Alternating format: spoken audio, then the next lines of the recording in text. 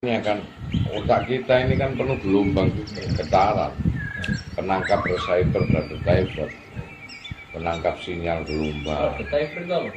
Receiver itu pemancar dia. Pemancarnya. Receiver penangkap pemancar sama, ya mengeluarkan dan menangkap. Iya, suatu hentakan dia mengeluarkan.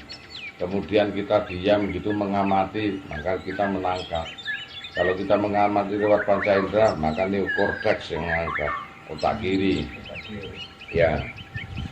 Tapi kalau gelombang dari suara, terus kita merasakan indahnya suara itu, nah, limbik sistem dia nangkap dari amigdala, talamus, hipokampus itu dia menangkap memori itu, dia nangkap semuanya. Tangkapan-tangkapan itulah yang berbahaya. Nah, itu berbahaya sekali. Jadi kayak orang kalau dipengaruhi begini dia mudah menangkap. Kalau rusak sisi amigdala sama talamus, maka dia mudah dikecoh orang, mudah dihasut. Kekuatan manusia powernya kan dari limbik sistem.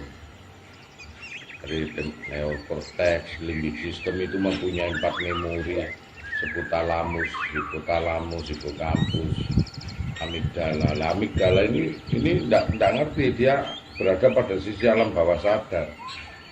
Apakah ini mainan, guyonan ataupun serius dia nggak tahu. Yang penting apa yang dia pikirkan itu yang direspon. Terima terus itu. Iya, terima terus ya. Makanya bahaya kan. Masuknya lagi nanti ke zero mind proses pengelolaan. Nah, itu namanya temperalup. Temperalup itu ada titik gaspol. Disitulah titik Tuhan. Itu selama saya rasakan itu mati sih getar gitu. Tengah-tengah panas. Iya. Nah, manusia itu juga songgok getaran sama. Semuanya bergetar-getar. Getaran yang ditambah telinga maka namanya hertz. 20 sampai 20 ribu hertz manusia baru bisa mendengar. Di bawah 20 hertz tidak bisa. Di atas 20 hertz mega gamma sulit. Pecah dengan telinga. Sama dengan mata. Mata untuk menangkap getaran itu nanometer. Nanometer sama dengan sepermiliar meter. Dia bergetar-getar 490 sampai 670. Maka orang melihat getaran tersebut punya warna merah. Makanya bukan realita. Warna itu berada di mana? Di luar ini bukan warna. Di luar ini yin dan yang, hitam dan putih. Loh, daun itu hijau kok. Oh, hitam itu. Jadi abstrak itu ya. Iya. Nah, dunia ini yang membuat warna itu ada di dalam diri. Makanya waktu seminar itu kan, ini mawar warnanya apa? Merah. Ini persepsi atau realita.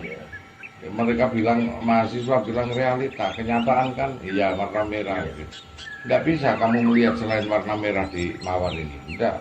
Coba kau geser kepada orang yang buta warna, hitam dia ngomong. Berarti bukan realita, ini persepsi. Nah, gabungan persepsi ini paradigma, kesepakatan keseluruhan persepsi. Jadi kalau semua sudah mengatakan paradigma, maka ditentukan hukumnya, kan gitu. Jadi semuanya apa yang kita lihat itu bukan nyata.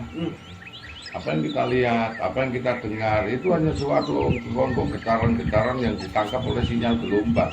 Nah, gelombang penghantar ini disebut medan elektromagnetik, seperti HP ini.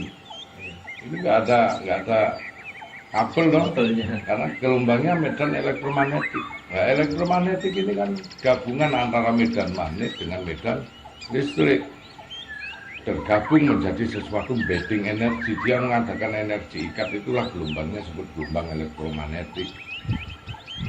Semuanya itu lewat situ semua. Manusia juga punya gelombang elektromagnetik. Makanya kalau kita mau mempelajari kepekaan itu ada.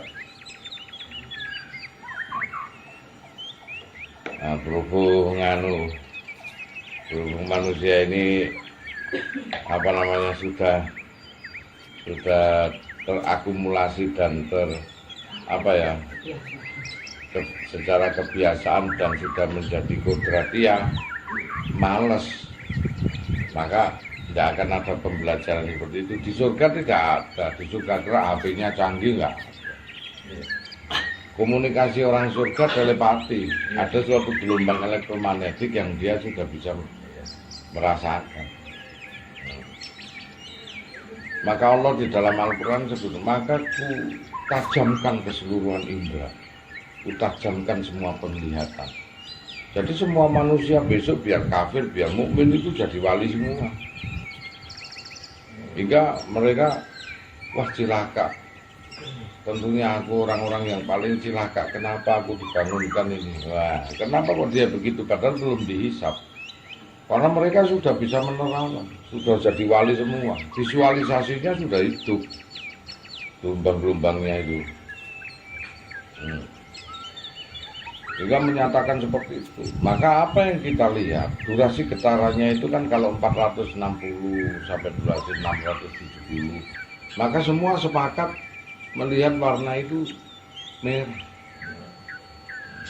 Kalau 615 sampai 970 sepakat mereka melihat biru dongker. Jadi kesepakatan itu sudah ada dalam mata kita. Demikian gelombang ada yang di telinga. Kenapa kon dipisui sakit? Karena input yang di dalam itu sudah menyatakan sesuatu aplikasi bahwa visuan koyong ini itu menyakitkan. Tapi input itu tidak pernah ada bagi bangsa lain. Umpama wong Inggris. Pisui ya gak udeng yo. Pisui jancuk input yang di dalam tidak pernah ada. Maka yang masuk di sini dianggap sapaan, dianggap sapaan. Nah input itulah yang kadang-kadang manusia nggak sadar kan. Penerimaan ya. Nah sesungguhnya loh, kalau itu di alam semesta ini apa Gus? Nggak ada. Alam semesta ini warna aja, nggak pernah ada. Hanya yin dan yang, hitam dan putih. Karena itu semuanya sesungguhnya seonggok getaran-getaran frekuensi. Coba lihat aja di TV. TV kalau kamu bongkar, apakah ada tinta? Nggak pernah ada. Kenapa kok dia bisa berwarna? Karena elemen TV dia menggunakan getaran nanometer. Hingga durasinya hampir, ketajamannya hampir sama dengan mata. Hingga itulah berwarna. Makanya kalau dilihat tidak ada tintanya di TV. Kenapa kok bisa berwarna? Karena elementary yang disebut nanometer itu dia bergetar-getar hingga kita yang menangkap pun juga sama dengan frekuensi mata kita secara receiver dan receiver. Jadi begitu iya. Karena apa yang kita lihat, apa yang kita raba, apa yang kita rasakan, apa yang kita dengar itu sesungguhnya seonggok getaran. Nah, andai kata otak kita itu kita molorkan sarafnya, kita bisa melihat, terus kita bisa meraba. Berarti otak kita pun juga bukan apa-apa, hanya seonggok getaran. Iya. Lantas diri kita nggak pernah ada.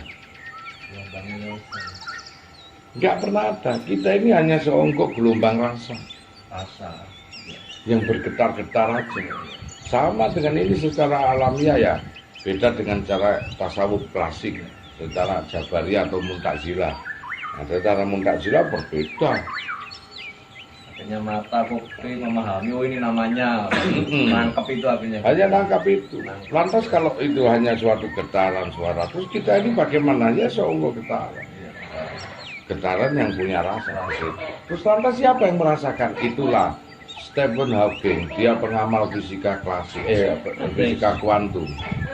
Nah, dia orang ateis saja, dia merasakan bahwasanya kalau alam semesta ini bergetar-getar dan kita manusia hanya seonggok getaran. Lantas siapa yang menggerakkan kita? Oh, ternyata ada manusia di dalam manusia. Beda dengan Profesor Abdul Salam dari Pakistan yang notabene kan kejeniusannya hampir sama dengan Stephen Hawking ya. Maka dia menyatakan inilah Allah. Beda.